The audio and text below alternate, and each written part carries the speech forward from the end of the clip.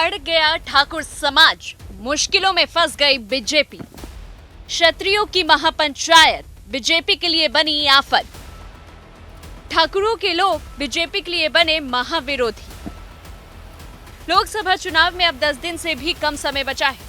ऐसे में सत्ताधारी भारतीय जनता पार्टी को पश्चिमी उत्तर प्रदेश में परेशान करने वाले संकेत दिख रहे हैं, जहां उसने पिछले एक दशक में हिंदू वोटों के कारण अधिकांश सीटें जीती थी।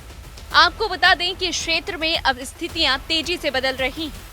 कुछ प्रमुख जातियां खुले तौर पर अपनी सहमति दिखा रही हैं और अपने समुदाय से भाजपा का बहिष्कार करने का आह्वान कर रही हैं।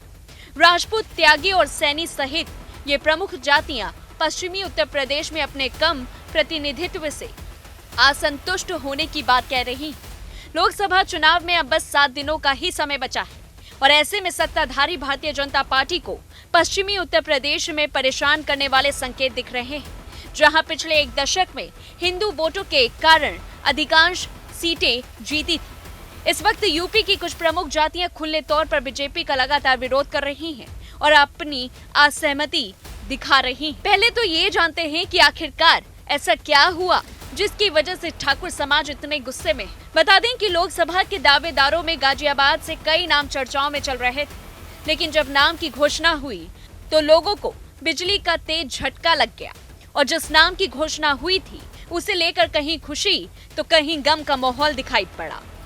भाजपा के शीर्ष नेतृत्व द्वारा लोकसभा प्रत्याशी के रूप में विधानसभा गाजियाबाद के विधायक एवं पूर्व स्वास्थ्य मंत्री अतुल गर्ग के नाम की घोषणा की, जो कि कहीं से भी दूर दूर तक चर्चाओं में नहीं थी।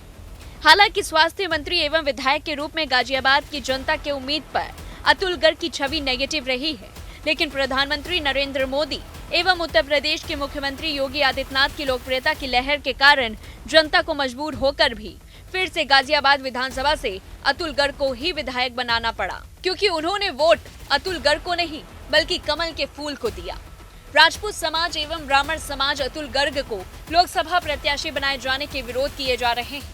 अब ऐसे में इसका खामियाजा बीजेपी को लोकसभा चुनाव में भुगतना पड़ेगा, क्योंकि पश्चिमी यूपी में बड़ी संख्या में ठाकुर समुदाय की आबादी है। गाजियाबाद में 5 लाख और नोएडा में 4.5 लाख ठाकुर वोटर हैं। इसके अलावा मुजफ्फरनगर, सहारनपुर, कैराना, मेरठ, अमरोहा, बिजनौर लोकसभा सीट पर भी 1 लाख से ज्यादा ठाकुर वोटर हैं। इसके बावजूद एक भी सीट पर किसी भी ठाकुर को प्रत्याशी नहीं बनाया गया है। ऐसे में हम पश्चिमी उत्तर प्रदेश में जाति समीकरण का विश्लेषण करते हैं और ये जानने की कोशिश करेंगे कि भाजपा के लिए कैसे परेशानी का सबब बन सकता है। सबसे पहले देखते हैं सहारनपुर का जातीय समीकरण। ये आपकी स्क्रीन पर। मुस्लिम बहुल सहारनपुर में बहुजन समाज पार्टी ने मुस्लिम समुदाय के मस्जिद अली को मैदान में उतारा है। वहीं विपक्षी इंडिया गुट ने इमरान मसूद को टिकट दिया है, जो हाल ही में असंतुष्ट राजपूत समुदाय के साथ बैठक कर रहे हैं और उन्हें लुभाने की कोशिश में लगातार जुटे हुए हैं। वहीं बीजेपी ने यहां ब्राह्मण समुदाय के राघव लखनपाल को टिकट दिया है।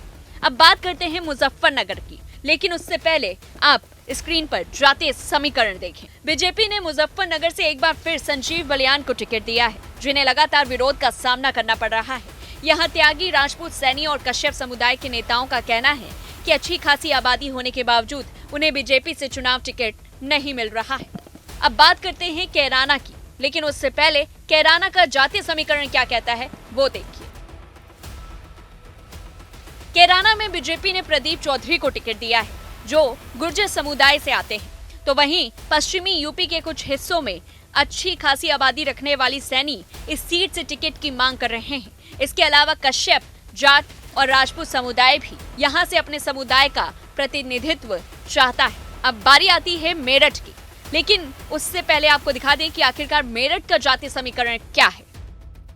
आपको बता दें कि मेरठ लोकसभा सीट से बीजेपी ने एक्टर अरुण गोविल को मैदान में उतारा है, जो खत्री पंजाबी समुदाय से आते हैं। यहाँ मौजूदा सांसद का टिकट कटते ही जाति आधारित राजनीति तेज हो गई है और विपक्षी दल अन्य समुदाय के वोटर्स को लुभाने में लग गए हैं। अब बात करते हैं अमरोहा की, लेकिन उससे पहले ये जातीय समीकरण यहाँ का देख। कांग्रेस ने निवर्तमान कुंवर दानिश अली को इस मैदान में उतारा है, जो बहुजन समाज पार्टी द्वारा निष्कासित किए जाने के बाद पार्टी में शामिल हुए थे। वहीं भाजपा ने गुज्जर समुदाय से कंवर सिंह तंवर को दोबारा टिकट दिया है, जो पिछला चुनाव दानिश अली से हार गए थे। बहुजन समाज पार्टी ने मुजाहिद हुसैन को मैदान में उतारा है।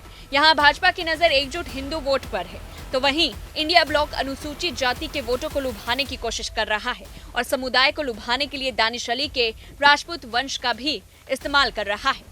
अब ऐसे में देखने वाली बात होगी कि अगर ठाकुरों को बीजेपी नहीं मना पाई तो क्या इस बार लोकसभा चुनाव 2024 में ठाकुरों का गुस्सा बीजेपी पर फूटता हुआ नजर आएगा? क्या वोट बीजेपी के पाले पर ठाकुरों के आ पाएंगे या फिर नहीं? इस पूरी रिपोर्ट को लेकर के आपकी क्या कुछ राय है, हमें कमेंट बॉक्स में जरूर बताएं और ऐसी तमाम बड़ी खबरों से जुड़े रहने के लिए देखते रहिए न्यूज़ 1 इंडिया।